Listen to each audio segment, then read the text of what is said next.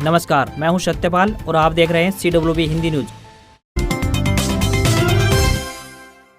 हरियाणा मौसम अपडेट। मौसम विभाग के पूर्वानुमान के मुताबिक सर्दियां दिल्ली व हरियाणा से दूर नहीं है। हरियाणा के इलाकों में अब वेस्टर्न डिस्टर्बेंस का असर लगभग खत्म हो चुका है, इसलिए जो बर्फबारी हिमाचल प्रदेश और कश्मीर के पहाड़ी इलाकों में हुई है, उसका असर अब हवाओं की रफ्तार बढ़ने से हरियाणा व दिल्ली की सर्दी पर भी असर दिखाई देगा। मौसम विभाग की माने तो दिल्ली एनसीआर में जल्दी मौसम बदलता हुआ दिखाई देगा। हरियाणा व दिल्ली में 14 दिसंबर से हवाओं की रफ्तार तेज हो जाएगी, जिससे तापमान तेजी से गिरेगा। दरअसल हवाओं की रफ्तार तेज होने के साथ ही हवा की दिशा भी उत्तर पश्चिम की ओर से आएगी, जो अपने साथ बर्फीली हवाओं की ठंड भी लाएगी। मौसम विभाग का अनुमान है कि 15 दिसंबर से हल्का कोहरा शुरू होने के साथ न्यूनतम तापमान भी गिरेगा। हरियाणा में भी इलेक्शन लड़ने की उम्र घटाने की मांग। सांसद जयंत चौधरी का गुरनाम चढ़ोनी ने किया समर्थन, बोले युवाओं को मौका मिलेगा। लोकसभा चुनाव लड़ने की उम्र घटाने को लेकर अब हरियाणा में भी हलचल शुरू हो गई है। भारतीय किसान यूनियन यानी चढ़ोनी के अध्यक्ष गुरनाम सिंह चढ़ोनी ने RLD के राज्यसभा सांसद जयंत चौधरी के बिल का समर्थन किया है। उन्होंने कहा कि केंद्र सरकार यदि इस पर फैसला लेती है तो देश के युवाओं को राजनीति में मौका मिलेगा। इस बिल में लोकसभा इलेक्शन लड़ने की उम्र 25 साल बताई गई है। RLD की ओर से कहा गया है कि इस आयु को घटाकर 21 साल किया जाए, जिसको लेकर विपक्ष ने भी समर्थन किया है। हरियाणा ब्यूरोक्रेसी से खट्टर नाराज, पेंडिंग मामलों की विभागों से रिपोर्ट तलब। 2018 से अब तक 313 फाइलें बंद पड़ी हैं। हरियाणा सरकार सालों से विभागों में लंबित पड़े मामलों को लेकर ब्यूरोक्रेसी से नाराज हो गई है। हरियाणा विजिलेंस द्वारा विभागों को भेजे गए मामलों पर एक्शन टेकन रिपोर्ट की समीक्षा के साथ सरकार ने लंबित मामलों की रिपोर्ट तलब कर ली है। साथ ही विभागाध्यक्षों को 2018 से अब तक लंबित लगभग 313 मामलों को जल्द से जल्द निपटाने के निर्देश जारी किए हैं। हरियाणा में विधायकों की नाराजगी नहीं हो रही खत्म, मनाने में जुटी सरकार। फिर बुलाई विधायक दल की बैठक, CM रहेंगे मौजूद। हरियाणा में विधायकों की सरकार से नाराजगी खत्म नहीं हो रही है। यही कारण है कि सरकार ने 1 महीने में दूसरी बार बीजेपी विधायकों की बैठक बुला ली है। इस बैठक में CM मनोहर लाल सहित सभी कैबिनेट मिनिस्टर मौजूद रहेंगे। इससे पहले 15 नवंबर को हुई बैठक में विधायकों की मांग पर सरकार की ओर से 25 करोड़ रुपए देने की CM ने घोषणा की थी। हरियाणा की गठबंधन सरकार के विधायक सरकार की कार्यप्रणाली से काफी नाराज चल रहे हैं। हाल ही में पंचकुला में भी विधायकों के प्रशिक्षण शिविर में कैथल जिले के कुछ बीजेपी विधायकों से सत्र के लिए मांग रखने को कहा गया था। इस पर विधायकों ने कड़ी प्रतिक्रिया देते हुए कहा कि हमने जो पहले मांगे दी हैं, पहले उन पर तो अमल करो। जेजेपी के विधायक भी कई सार्वजनिक मंचों पर अपनी नाराजगी जता चुके हैं। हरियाणा के मुख्यमंत्री मनोहर लाल खट्टर विधायकों से बैठक में फील्ड का फीडबैक लेंगे। साथ ही 14 नवंबर को होने वाली कैबिनेट बैठक में रखे जाने वाले प्रस्ताव पर भी विधायकों से चर्चा की जाएगी। 2024 में लोकसभा चुनाव होने हैं, ऐसे में विधायकों को सरकार किसी भी प्रकार से नाराज नहीं करना चाहती, इसीलिए लगातार विधायकों को मनाने की कोशिशें सरकार द्वारा की जा रही हैं।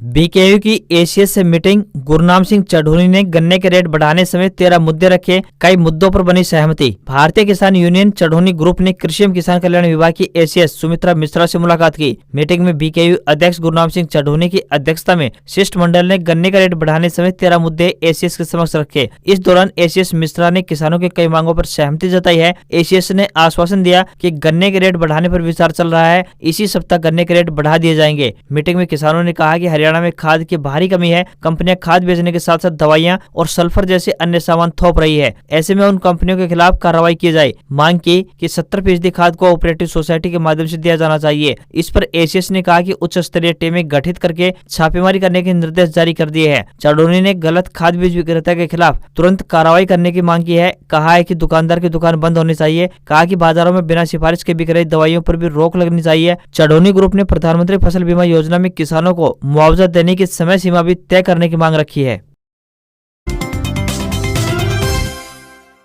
प्रधानमंत्री फसल बीमा योजना अपडेट। प्रधानमंत्री फसल बीमा योजना के लिए 23 तक आवेदन करे किसान। प्रधानमंत्री फसल बीमा योजना में शामिल होने के लिए किसान 23 दिसंबर तक अपनी सहमति दे सकते हैं। इस योजना की अंतिम तिथि 31 दिसंबर है, लेकिन 23 दिसंबर तक योजना में शामिल होने से किसी भी दस्तावेज की कमी हो तो उसको पूरा किया जा सकता है। जींद के उपायुक्त डॉक्टर मनोज कुमार ने बताया कि जिस किसान का किसी भी बैंक में लोन नहीं है, वह 23 दिसंबर तक अपने नजदीकी CSC सेंटर, डाकघर, बैंक, बजाज अलायंस कंपनी के प्रतिनिधि के पास जाकर फसल का बीमा करवा सकता है। उसको अपने साथ आधार कार्ड, बैंक पासबुक, नवीनतम भूमि रिकॉर्ड, जमाबंदी एवं स्वयं प्रमाणित बुआई प्रमाण पत्र लेकर आना जरूरी है। यह बीमा योजना स्वैच्छिक है, इसलिए कोई ऋणी किसान बीमा नहीं करवाना चाहता है तो वह 24 दिसंबर तक अपने बैंक में जाकर लिखित अर्जी दे सकता है कि वह फसल का बीमा नहीं चाहता है, अन्यथा उसका बीमा कर दिया जाएगा। प्रधानमंत्री फसल योजना में इस बार गेहूं, चना, सरसों, सूरजमुखी व जौ को शामिल किया गया है। सरसों का प्रीमियम 289 रुपए 41 पैसे प्रति एकड़, गेहूं का 429 रुपए 88 पैसे, जौ का 281 रुपए 14 पैसे, चने का 214 रुपए 99 पैसे व सूरजमुखी का प्रीमियम 281 रुपए 14 पैसे तय किया गया है। इनकी उपज खराब होने पर बीमित किसान को बजाज एलायंस कंपनी की ओर से प्रति एकड़ सरसों की 19,293 रुपए 81 पैसे, गेहूं की 28,665 रुपए 53 पैसे, जौ की 18,472 रुपए 63 पैसे, चने की 14,332 रुपए 36 पैसे व सूरजमुखी की 18,472 रुपए 63 पैसे राशि प्राप्त होगी। बलबीर सिंह दादुवाल ने हरियाणा गुरुद्वारा प्रबंधन कमेटी यानी SHGPC अध्यक्ष पद से दिया इस्तीफा। 2020 में उन्होंने छठी एवं 9वीं पातशाही गुरुद्वारा में हुए चुनाव में झिंडा गुट के जसवीर सिंह खालसा को 2 वोटों से हराकर जीत हासिल की थी। हरियाणा सरकार की ओर से 38 सदस्यों वाली एडॉक कमेटी का गठन कर दिया गया है। अब 1 साल में HSGPC के चुनाव करवाए जाएंगे।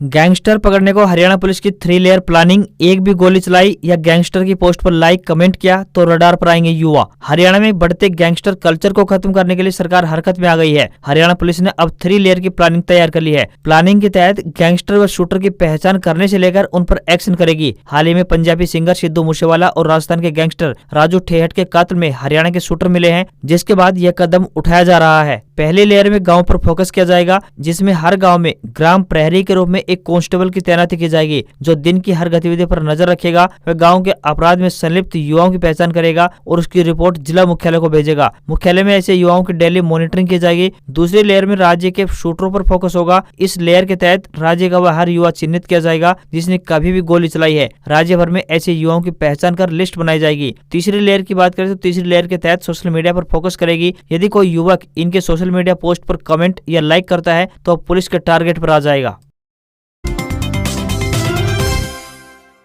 हरियाणा में 21 से शुरू होगी भारत जोड़ो यात्रा, तैयारियों में जुटी कांग्रेस, जिम्मेदारियां और रूट तय। कांग्रेस नेता राहुल गांधी की भारत जोड़ो यात्रा को लेकर हरियाणा कांग्रेस लगातार तैयारियों में जुटी हुई है। प्रदेश प्रभारी शक्ति सिंह गोहिल ने मंगलवार को यात्रा के लिए बनाई गई सभी कमेटियों की महत्वपूर्ण बैठक ली। बैठक में सभी कमेटियों की जिम्मेदारियां और यात्रा का रूट निर्धारित किया गया। शक्ति सिंह गोहिल ने बताया कि हरियाणा में यात्रा का पहला चरण 21 से 23 दिसंबर तक होगा। फिरोजपुर झिरका से फरीदाबाद तक इस चरण में लाखों की तादाद में लोग शामिल होंगे। इसके बाद यूपी होते हुए 6 जनवरी को पानीपत बॉर्डर पर सनौली खुर्द से यात्रा हरियाणा में दाखिल करेगी। इस मौके पर 7 तारीख को पानीपत में एक बड़ी रैली का आयोजन किया जाएगा। पानीपत के बाद करनाल, कुरुक्षेत्र और अंबाला होते हुए यात्रा पंजाब में एंट्री करेगी। बैठक में प्रदेश प्रभारी के साथ पूर्व मुख्यमंत्री और नेता प्रतिपक्ष भूपेंद्र सिंह हुड्डा, प्रदेश अध्यक्ष चौधरी उदय भान, राज्यसभा सांसद दीपेंद्र सिंह हुड्डा, रणदीप सिंह सुरजेवाला और विधायक किरण चौधरी समेत तमाम वरिष्ठ नेता व सभी कमेटियों के सदस्य मौजूद रहे।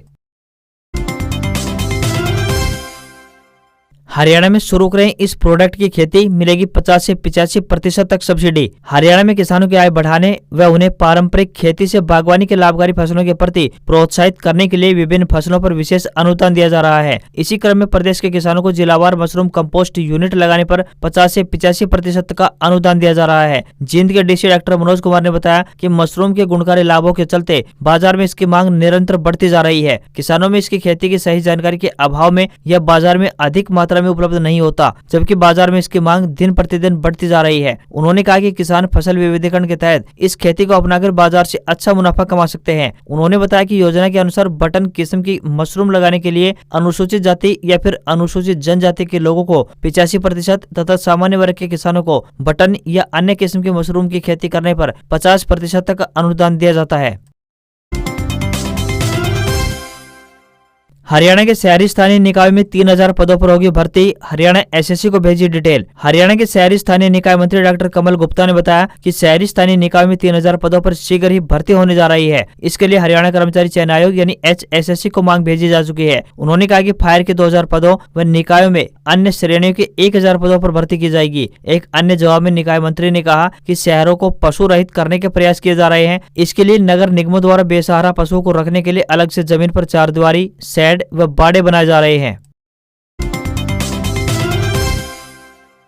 सोलर कंपनियों ने कदम पीछे खींचे, कनेक्शन की बाट जो रहे किसानों का इंतजार और बढ़ा। सरकार द्वारा सौर ऊर्जा को बढ़ावा देने के लिए कई प्रकार से रियायत दी जा रही है। इसी कड़ी में ट्यूबवेल कनेक्शन के लिए भी किसानों को 75% अनुदान दिया जा रहा है, लेकिन महंगाई बढ़ने के कारण सरकार द्वारा अनुबंधित कई सोलर कंपनियों ने अपने कदम वापस खींच लिए हैं, जिसके चलते कनेक्शन की बाट जो रहे किसानों को इंतजार और लंबा होता जा रहा है। दादरी जिले की बात करें तो दादरी जिले के 500 से अधिक किसान अपने ट्यूबवेल के लिए सोलर कनेक्शन लेकर फसलों की सिंचाई के लिए इंतजार में हैं, लेकिन कंपनियों के पीछे हटने से रुपये जमा करवाने के बाद भी इन किसानों को स्पष्ट तौर पर इस बात की जानकारी नहीं मिल पा रही है कि आखिर उन्हें कनेक्शन कब तक मिलेगा। किसानों का कहना है कि उन्होंने कनेक्शन के लिए 25% राशि जमा करवाई कई दिन हो चुके हैं, लेकिन अभी तक उन्हें ना ही कनेक्शन मिल पा रहा है और ना ही ये जानकारी मिल पा रही है कि कनेक्शन कब तक दिया जाएगा। इंतजार कर रहे ये वे किसान हैं जिन्होंने 3.5 HP से लेकर 10 HP तक के कनेक्शन के लिए रुपए जमा करवाए हुए कई दिन हो चुके हैं। चरखी दादरी ADC कार्यालय में कार्यरत परियोजना अधिकारी वीरेंद्र सिंह हुड्डा ने कहा है कि जल्द ही इसका विकल्प तलाश कर किसानों को कनेक्शन उपलब्ध करवा दिए जाएंगे। नेहरू स्मारक संग्रहालय दिल्ली में आई अनेक पदों पर भर्ती, 10वीं पास भेजे आवेदन। नेहरू स्मारक संग्रहालय एवं पुस्तकालय 3 मूर्ति भवन नई दिल्ली द्वारा विभिन्न पदों पर भर्ती के लिए आवेदन मांगे गए हैं। आपको बता दें कि यह भर्तियां कॉन्ट्रैक्ट आधार पर की जाएंगी। जो भी उम्मीदवार इन पदों पर आवेदन भेजने के इच्छुक हैं वह ऑफलाइन माध्यम से अपने आवेदन भेज सकते हैं। उम्मीदवारों को अपने आवेदन भारतीय डाक के माध्यम से भेजने होंगे। आवेदन करने की अंतिम तिथि की बात की जाए तो 25 दिसंबर 2022 तय की गई है। किसी भी वर्ग के उम्मीदवार को कोई भी आवेदन शुल्क नहीं देना होगा। न्यूनतम आयु 18 वर्ष और अधिकतम आयु 30 वर्ष निर्धारित की गई है। इन पदों के लिए आपको ऑफलाइन आवेदन भेजने होंगे।